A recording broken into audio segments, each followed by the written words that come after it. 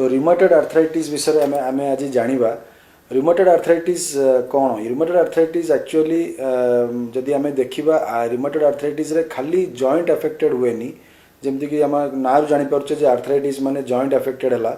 तो खाली joint affected हुए अन्य सिस्टम जमती कि आमर पाकस्थली है कि हार्ट है लंग्स है अन्य सिस्टम गुड़ा भी आमर देहरे अफेक्ट करे तो सेटा बेसी डेंजरस आमर ऑस्टियोआर्थराइटिस रे खाली जमती आम जानिले जे खाली जॉइंट अफेक्टेड हुए आउ ता द्वारा जहाँ आमर चलिबारे प्रॉब्लम हुए रिमोटेड आर्थराइटिस रे खाली जॉइंट अफेक्टेड हुए से अन्य सिस्टम अफेक्टेड हुए आउ अन्य इन्फ्लेमेटरी आर्थराइटिस रे भी स्पेसिफिक सिस्टम सब अच्छी आखि टू नहीं कि आमर पाद पर्यंत सबू सिस्टम अफेक्टेड हुए तो यही प्रोब्लेमटा जो inflammatory arthritis and specially rheumatoid arthritis टा बेसी इम्पोर्टेंट तार डायग्नोसिस करिबा आउ तार सठिक ट्रीटमेंट करिबा तो आमे जानिबा जे एटा केमिति जानिबा जे जनकु रिमोटेड आर्थराइटिस हेची आउ एटा को एज ग्रुप रे हुए तो आमर जदि देखिबा नॉर्मली रिमोटेड आर्थराइटिस कम एज ग्रुप रे देखा जाए इवन माने 10 वर्ष टू आरंभ करिकी 40 वर्ष पर्यंत लोक मानकर देखा जाए बेसी स्त्री लोक मानकर देखा जाए आउ एइथरे आमर डायग्नोसिस पई जेतले प्रेजेंट करंती पेशेंट माने सेमानकर आंठू गंठी पेन सांगे रे हाथर आउ पादर जॉइंट गुड़ा सब स्टिफनेस रहे मॉर्निंग स्टिफनेस रहे आउ स्वेलिंग रहे डिफॉर्मिटी रहे ता संगे रे तांकर श्वास प्रक्रिया रे प्रॉब्लम रही थाए तांकर हार्ट रे भी प्रॉब्लम थाई पारे आउ तांकर पाकस्थली रे जो इंटेस्टाइन रो प्रॉब्लम भी थाई पारे जदि आमे रिमोटेड आर्थराइटिस बोली धरिबा रिमोटेड आर्थराइटिस रो कॉमनली हाथ जॉइंट गुड़ा पाद जॉइंट आउ हिप जॉइंट आउ नी जॉइंट ए आंठू जोटा तो यही जॉइंट गुड़ा मेनली अफेक्ट हुए आम जदि जॉइंट विषय डिस्कसन करवा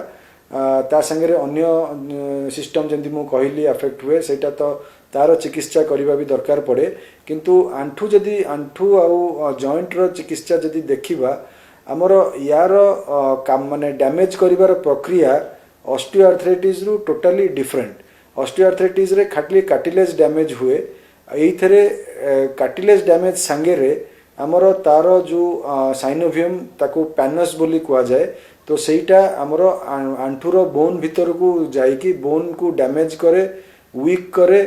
तो सेही आउ डिफॉर्मिटी बेसी कराए आमर नॉर्मल ऑस्टियोआर्थराइटिस जेतिकी डिफॉर्मिटी हुए एइथरे अधिका डिफॉर्मिटी हुए तो या पई आमर जतबे आंठू गंठी बथा संगे रे अन्य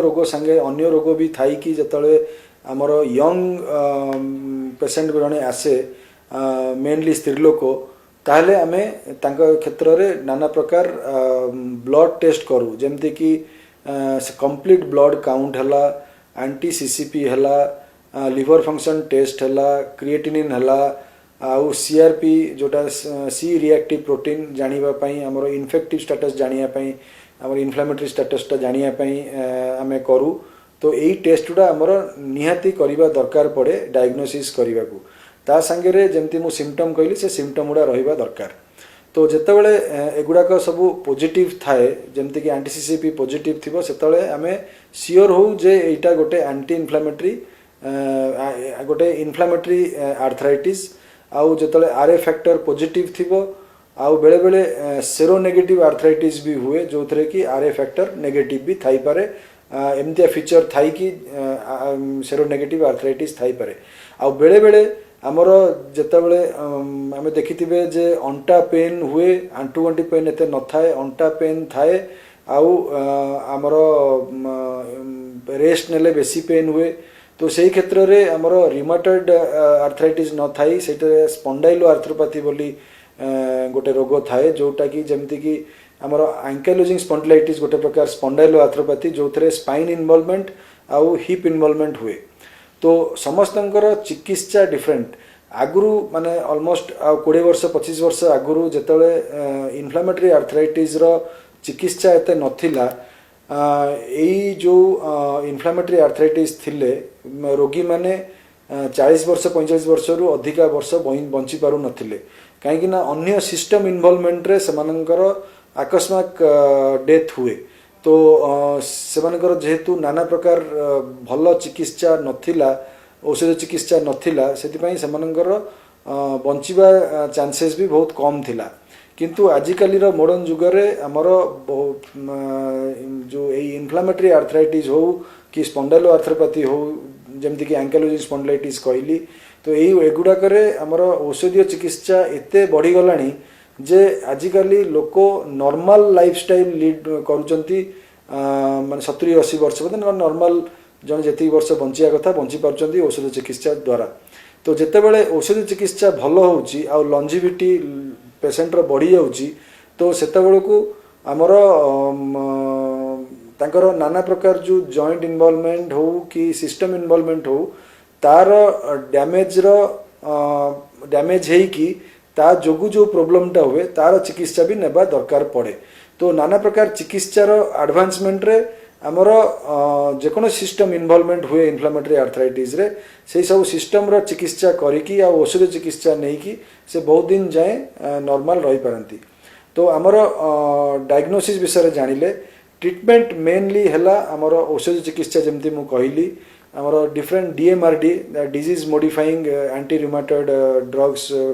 आमर कुहा जाए से नाना प्रकार औषध जमती कि मेथोट्रेक्सेट हैला कि हाइड्रोक्सीक्लोरोक्विन हैला कि डिफरेंट बायोलॉजिकल्स अच्छी जोटा कि आमे रेगुलरली इंजेक्शन हिसाब रे दिया हुए मेनली रिमाटोलॉजिस्ट माने दियंती तो यही औषध चिकित्सा गुड़ा रेगुलरली नेले जने नॉर्मल डिजीज फ्री स्टेट रहिबो आंठू गंठी बथा रहिबोनी आउ अन्य रोगर जमती कि हमर फुसफुस अफेक्ट हुए कि हार्ट अफेक्ट हुए सेगुड़ा को भी कम अफेक्टेड हबो किंतु जेहेतु लॉन्जिविटी बढ़े तो तार नॉर्मल डिजीज प्रोसेस रे भी जे आउ गोटे कारण रहे कि लॉन्ग टर्म ट्रीटमेंट पाई पेशेंट रो कंप्लायंस रहेनी पेशेंट बहुत थर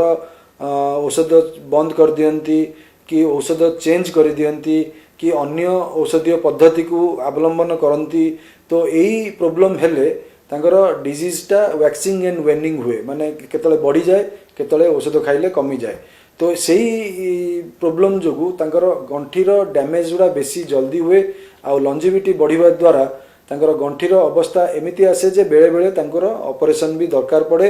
जॉइंट रिप्लेस करिबा पाई